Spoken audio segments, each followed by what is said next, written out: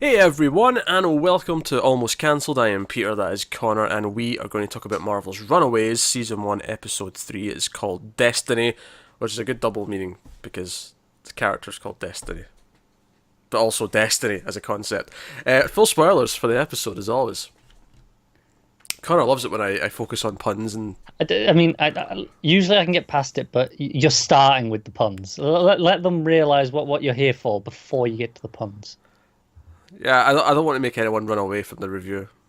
For God's sake.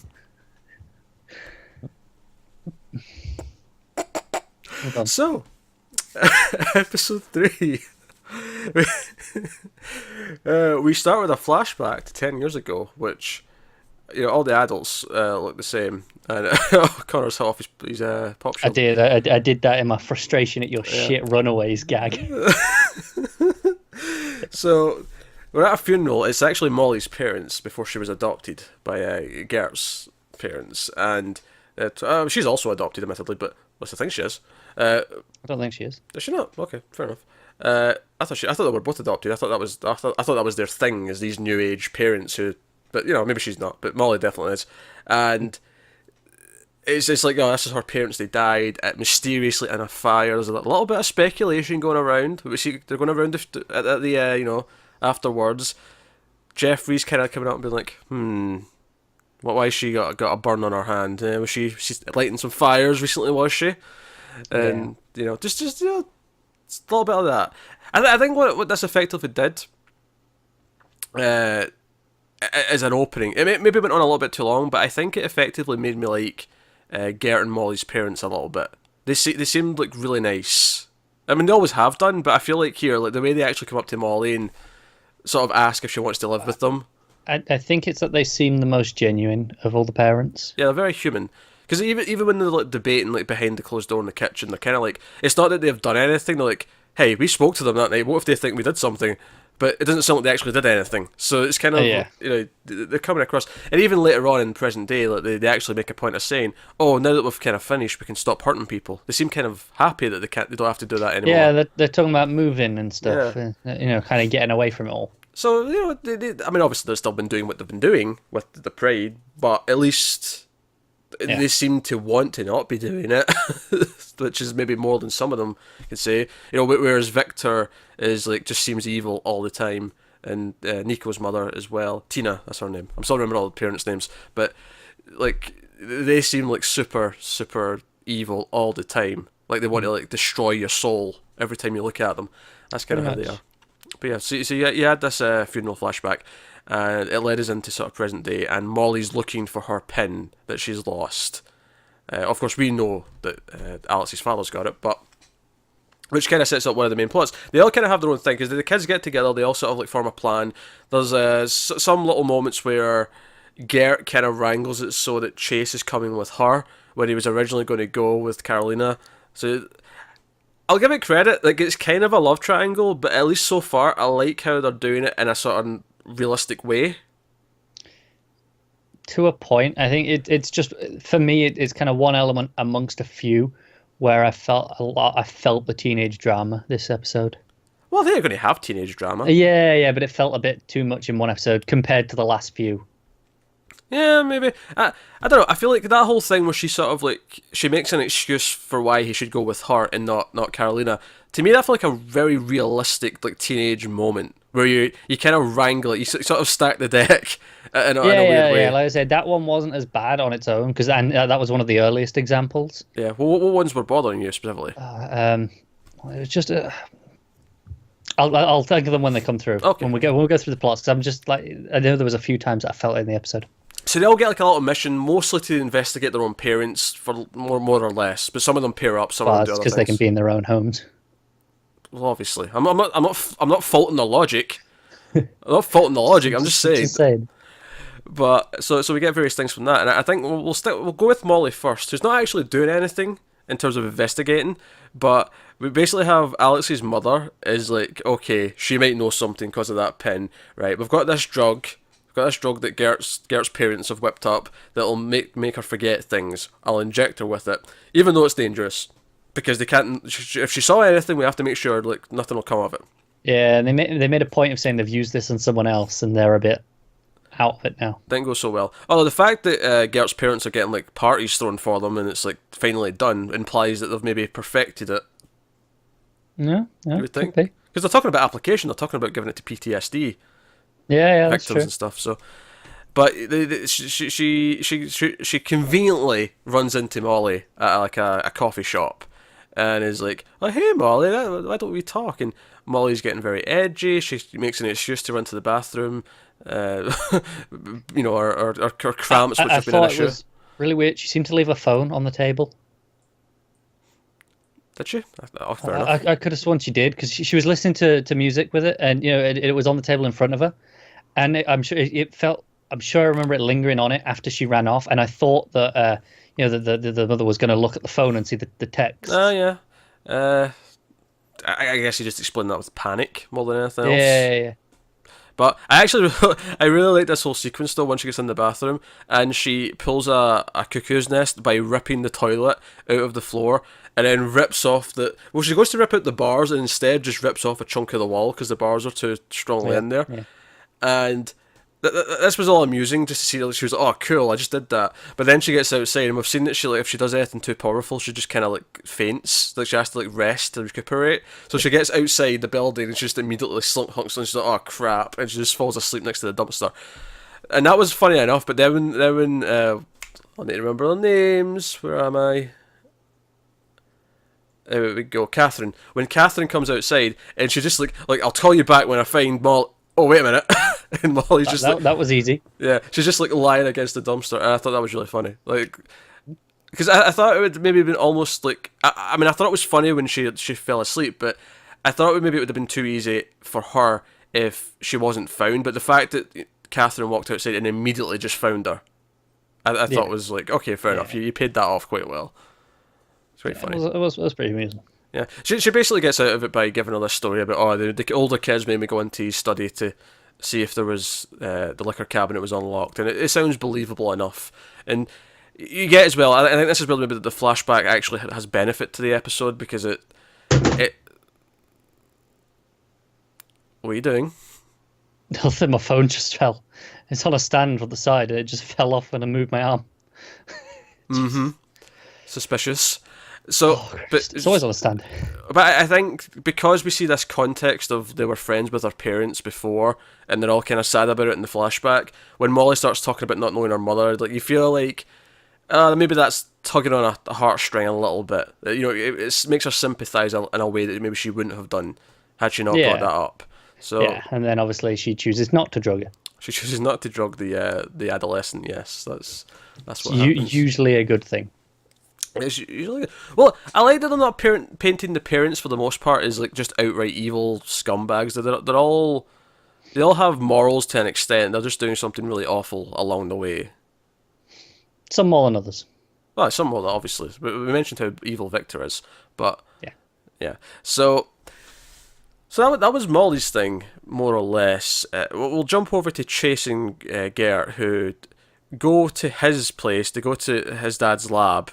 And they're looking around, and there's X-ray goggles because he's an inventor and he's invented these fancy X-ray goggles. Just lying around, sure, why not?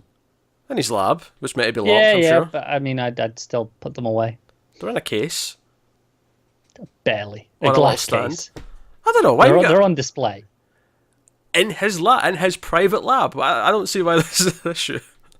I don't know. I still feel like put it away.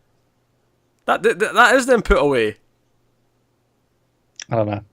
They're on a little stand. That is being put away. That is legitimately something in its place. Okay, it seems exceptionally vain that he's putting his work on display where only he's going to see it. Because, like you say, it's in a display case. It's there so he can look at it and go, yeah, I've done that.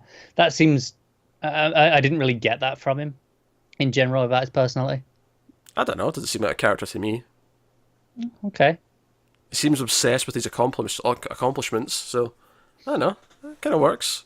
But yeah, so Gert sneaks a peek of Chase, among other things, and then they find the case, the sarcophagus, and look inside. They don't actually get inside it, they can't open it, because we actually saw in the last episodes that there's like a little finger trick, there's like a little combination almost to get it to open. But it's usually the goggles to see it. So they decide to go to her place and see what her parents are cooking up in the basement, since there's some mysterious stuff going on.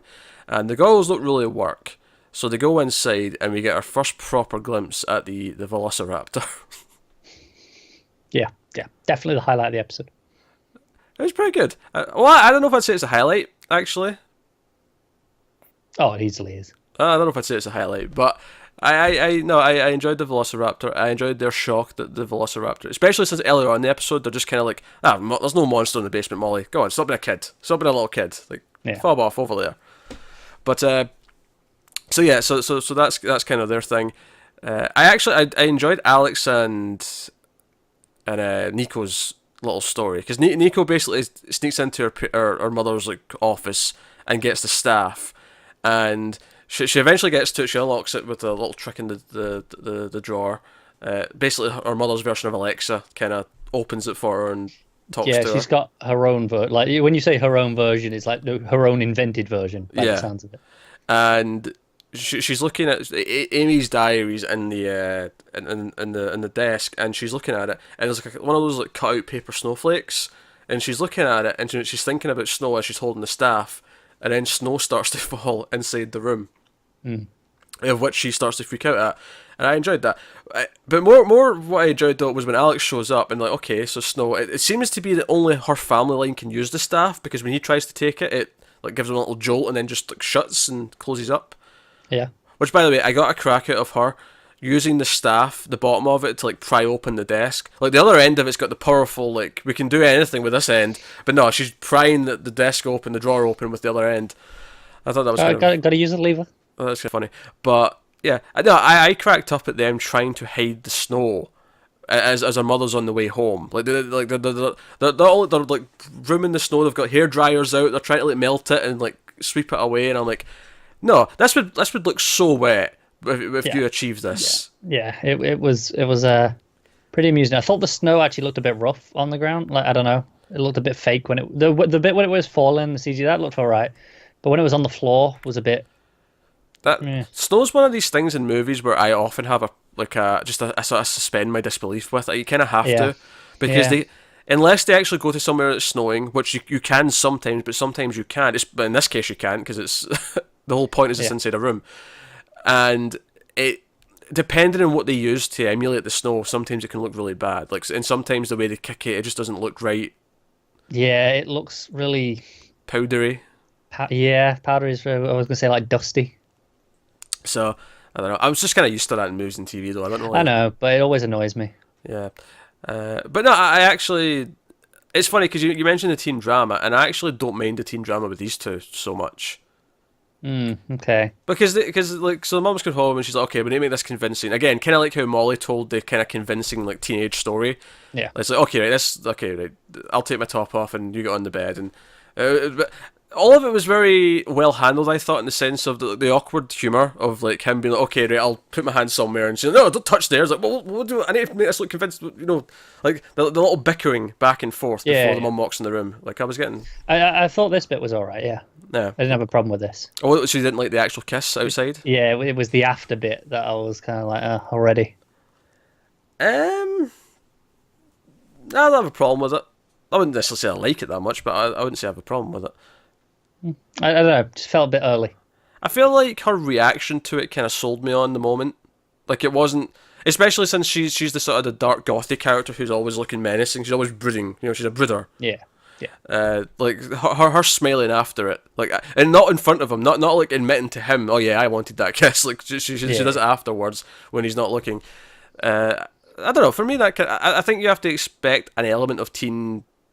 Yeah. I think I wouldn't have. I don't mind this relationship. I think they've got chemistry. I just think like this is kind of come out of nowhere for this moment because it just seems really rushed for it. So that was their thing. So yeah, everyone's kind of off doing their own various things. Leslie's sort of trying to like snoop around the cult base, and she ends up talking to what's his face, who kicks out the dad in the last episode, and he's like, oh yeah, Destiny went on that trip to London, because they asked us. We should have mentioned actually. They get this, or she gets a reply on her phone. This clearly Photoshop photograph of Destiny in front of Was it Big Ben or Parliament? I don't know what it was. It was one of the No, maybe the London Eye, something like that. but it was like some obvious London location. Hey, I'm having Yeah. fun in London. It was like, I don't know. And to their credit, I was worried they were going to all accept this, but luckily almost every other person in the group went, no, that's probably photoshopped. I don't buy this for a second. Yeah. So I'm glad that, and it makes sense that the one who's in the cult is the one who's gullible enough to kind of like, oh, see, it's fine. She's in London. Yeah, it's cracking me up with the cult stuff because I'm not sure how much she really believes in it. Like there are times where it seems like she's just going along with it because it's her mother and it's what she's supposed to do, and then there's times where she's like all in, with the bracelet and where she's doing the self-guided meditation thing. Yeah, and she has that moment after because she says because the other guy's got his bracelet on and she's like, oh, did you see the lights and the colours when you took it off? And he's like, what? Oh, I got a tan line. The thing. And then she turns around and she sees this painting that her grandfather painted of an angel who is all colourful and she's like, am I an angel? Is that what's happening? She doesn't say that, but you can see it in her eyes. Like she's processing the thoughts.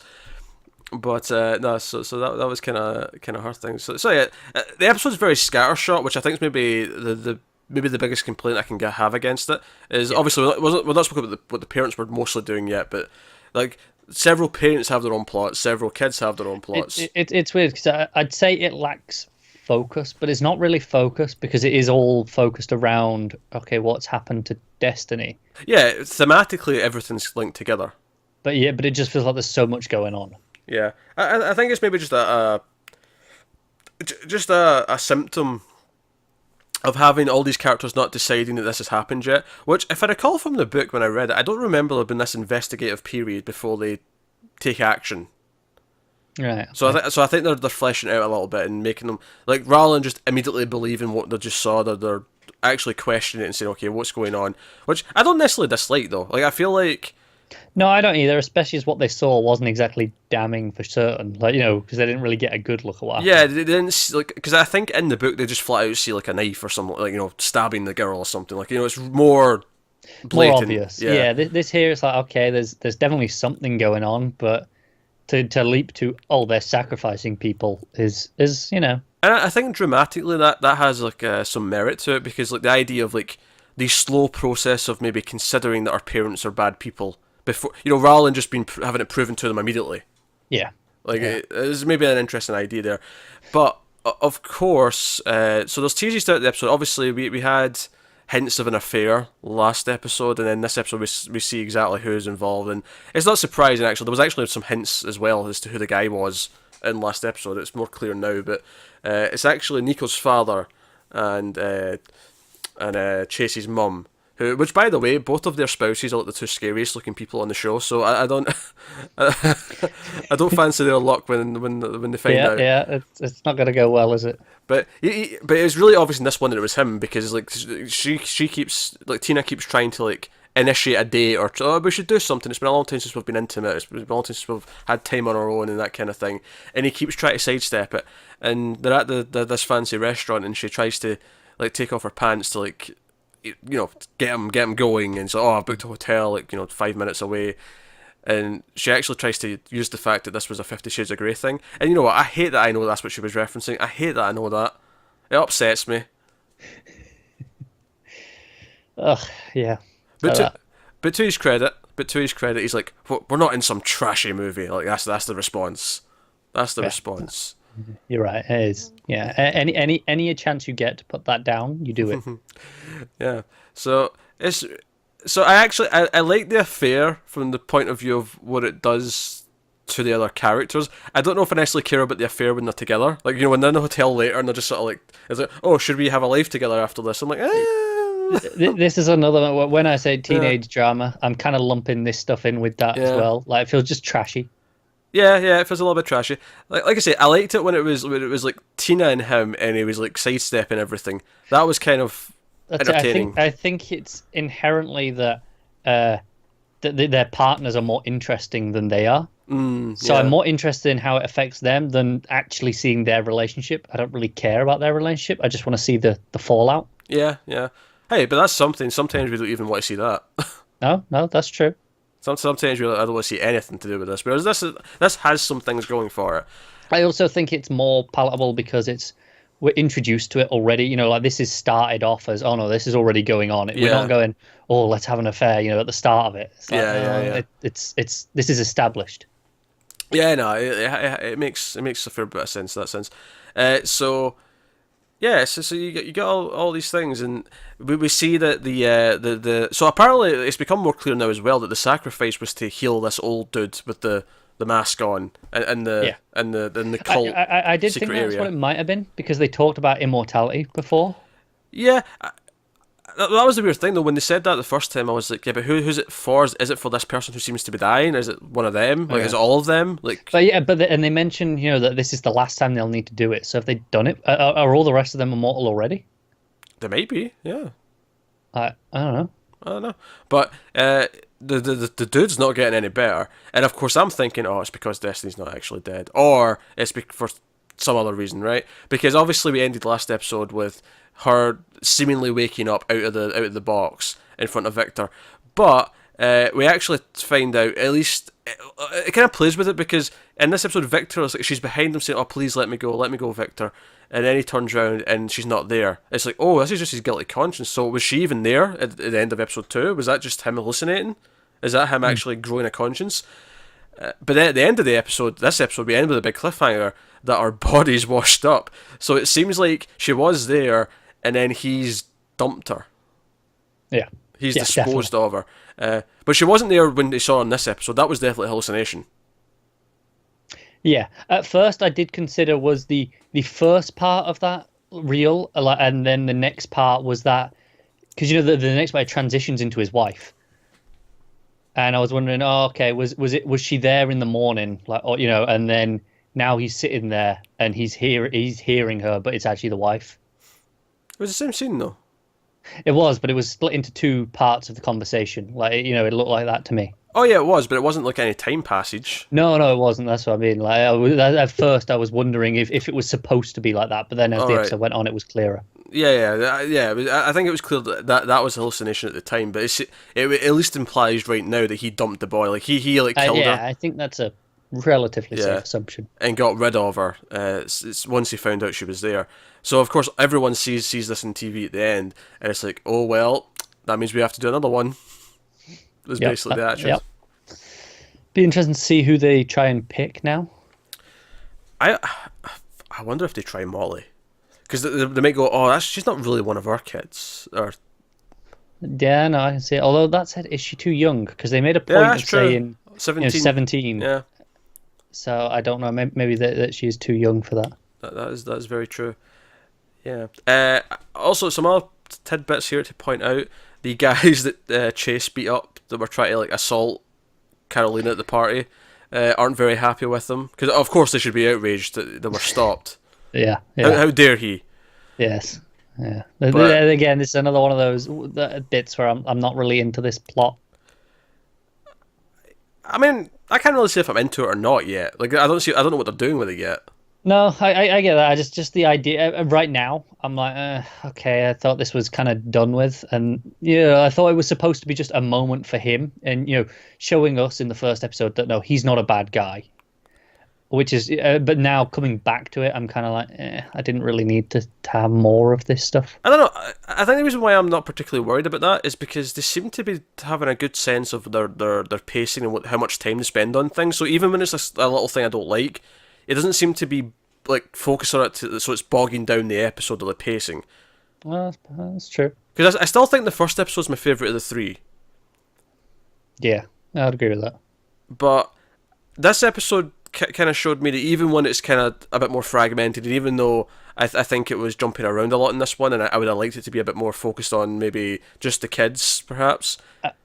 Yeah, I do think it suffers from splitting up the kids so much. I really think that the show's at its best when they're all together as a group.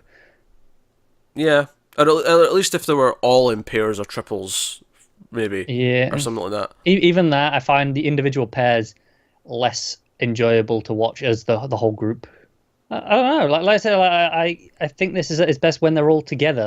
And I don't mind them splitting up at points, but it felt like a long time because we had one scene, where they all met up on the beach and and Yeah, just the one. said Yeah. this is the plan, and then that was it. And I kind of missed having them together again. I was kind of waiting for it.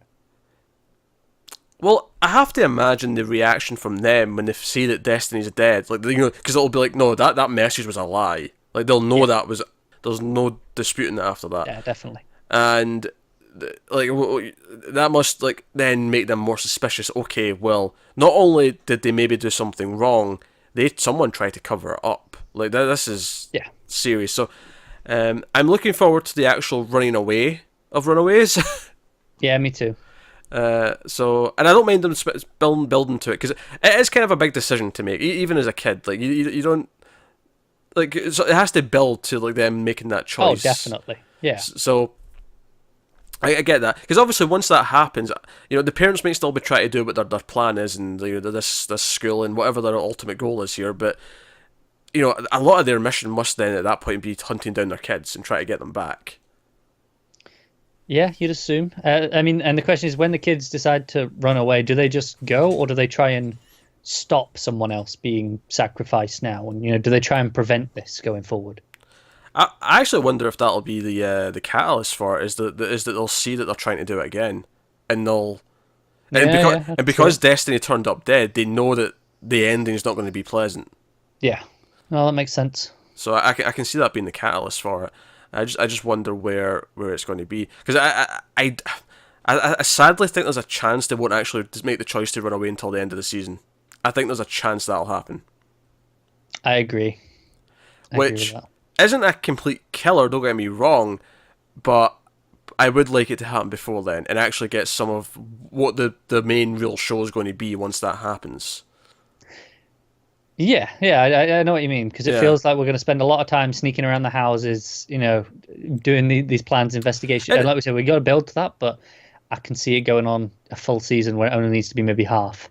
And don't get me wrong, I'm enjoying some of that stuff. I liked Alex on the phone to his dad and be like, "Oh shit, you're in the house," and he's trying to shut the door. Also, what is it with all these kids and being shit with phones? It's like, you text me saying you're on your way back. It's like, yeah, that was half an hour ago. Look at your phone, you idiot. The whole thing is that they're supposed to be keeping each other updated with this text thread. It's like, and you didn't look at your phone for half an hour. Oh no, I didn't take it. He didn't look at his phone. I took it as his phone didn't get the message for 30 minutes, and that's why he thought it was just happened. Oh, I'm with you. Yeah, that makes more sense. I didn't think because if it was a case of he thought it was 30 minutes old but he didn't realize, then I feel like no, I think you misread that. Oh, maybe. I think that's just a fault of how my phone works. When when someone's text doesn't come through like that, it timestamps it with the time that they sent it. So, but I don't know if everyone's does. I don't know if mine does. Yeah. That may just depend on the phone. It might do, which is why I think I was reading it that way, because it's just what I'm used to. But now you've said that seems more likely. Yeah, I think that's what it is, yeah. Whether it was on his end or his dad's end where it didn't go through, but... Yeah, I don't know. No, so it wasn't as maybe tight as an episode as the first one because it was so scattershot and there was like all these different things going on. I think I'll kind of like if maybe in future episodes it maybe decides to focus on a certain few characters per episode. Sure, the others will still be there and be around, but they won't all necessarily have their own plots every episode. Yeah, definitely. I think as well, I'm looking forward to when it's... I don't want to say focused again, because again, thematically this was, but just when they're all got, when they're all got a goal and they're actively working towards it a bit more rather than just investigating. When they're being, proactive, trying to do something instead of going, hey, let's look at this. Well, I mean, they're being proactive, but it's more of a wishy-washy proactive because they're just trying to figure out... Because it's a symptom of them not knowing what the exact situation is. And like I say, I understand that from a story perspective, they have to do this because you can't just have them jump to knowing everything. But once they're actually convinced that their parents are murdering scumbags, they should be a bit more headstrong I think that's what I'm looking forward to. Yeah. Like them going out and going, no, okay, we're going to do this. This is the situation. We need to act accordingly. Yeah. So we'll see how it goes. I did enjoy the episode though. I think as much as there is some rough edges here or there, and you're having some trouble with the teen drama, perhaps. Yeah. I think the characters are all still very likable. I agree, and I like a lot of the ideas of what it's setting up to go forward. Because I think that maybe that's why I'm having no trouble with some of the teen drama, because, like, okay, if Nico and Alex weren't as likable and didn't have the chemistry, I'd probably be groaning at some of their, like, awkward romantic moments. But yeah, definitely. But because I do kind of like both of them, and because I do think they have chemistry, I'm kind of like, you know what, no, it's fine. And it was oddly romantic as the snow was falling indoors, even though they weren't in that mindset at the time. It is an oddly romantic little moment. It's like, hey, we're in the snow inside. So. No, I'm with you. So, no, and I'm looking forward to seeing more of what that staff can do, if it can seemingly just create things by thinking it. That's it, because obviously up to the last episode we were thinking it was just the barrier maker, but yeah, it could do like force fields and stuff, but no, that may be just what she was thinking about, is like, no, I'm just going to seal this with a barrier, whereas seemingly if you think about fire shall appear. Exactly. I wonder if it's just strict to like simple things like that, though, like it's just, basic sort of, like, you can't make a person or an animal appear because that's like sentient and has moving parts, but something that's just like a also, can it, obviously everything we've seen do is just creates. Yeah. Can it remove things as well? Not just what it's created, because obviously it can remove its own barriers, that we've seen that, but can it, like, make something vanish, or can it just create elements? Yeah, I thought that's what Alex was going to try and do, actually, was he was going to like make it vanish with staff. Yeah, it was just like, because he even said, because he actually tried it with the Alexa thing first. He was like, X-nay on the snowy, and it's like, I can't do that. Sorry, but yeah. So I'm looking forward to the staff thing. I'm looking forward to the raptor who was listening to Molly. He was going to sleep, and I don't think that's a Molly power. I think that was the raptor just listening to her. If that makes sense. No, definitely, because obviously when Gert and Chase are down there, it's listening to her. Oh, it's Gert. I said Molly. Yeah. Ignore me. Yeah. But we've seen it, like, we've seen it kind of react to Molly before. Yeah. So I wonder if that's specific to Molly, or if the dinosaur, because it's used I think to it her. listens to the family. Yeah, maybe it's family. But is it the sort of thing where like a dog or a cat can get used to a new person? So can it get used to the group, and like someone else could maybe talk to it. Yeah, quite possible. I wonder if maybe only like the family, so Gert and Molly, could actually talk to it, because it's been presumably genetically engineered to listen to this family. But maybe the others can, like, it'll be okay around them. It won't attack them. How does one genetically engineer something to only respond to a family? I don't know, but I feel like they can find a way to do it. I mean, we've got cool X-ray goggles, which I enjoyed, so I'm not saying it's impossible. And we have a sarcophagus that disappears people, or supposed to. It's supposed to, yeah, and we have a telepathic dinosaur. Yeah, look, well, once we get into the realm of there is a telepathic dinosaur, I don't think me talking about how something is genetically engineered really matters anymore. It does, because you threw it out there, you have to back it up. Science, bro. Don't give me the Flash reasons on this show. No Speed Force on this show. Not yet. Not yet.